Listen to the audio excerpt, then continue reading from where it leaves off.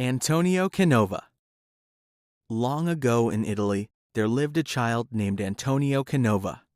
His father had died, so Antonio lived with his grandfather, a poor stonecutter. Antonio was too small to work, but he loved to go with his grandfather to the stoneyard. While the old man cut the large, unwieldy blocks of stone, the boy played among the chips, sculpting little figures from soft clay or smaller rocks. Antonio's skill surprised his grandfather. "The boy will be a sculptor someday," he said. Every night when they got home, Antonio's grandmother would say, "What have you been doing today, my little sculptor?" She would take him upon her lap and tell him stories that filled his mind with pictures of beautiful things.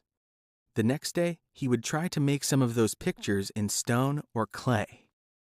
A rich man named the Count also lived in the same town. Sometimes the Count threw grand dinners for his wealthy friends from other towns.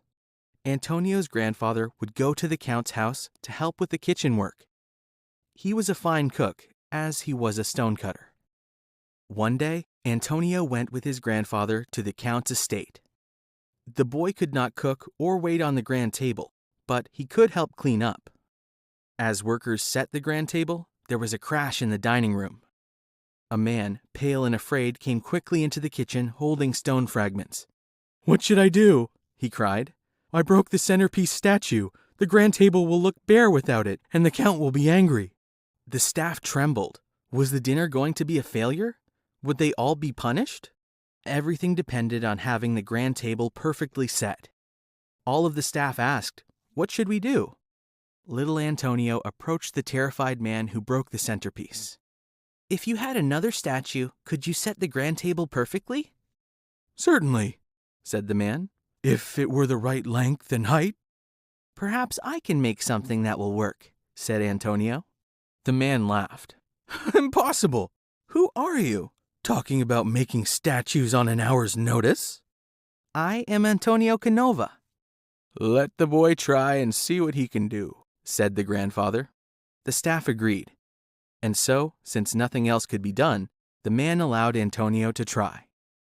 In the kitchen, a 200-pound piece of butter sat waiting to be appropriately prepared.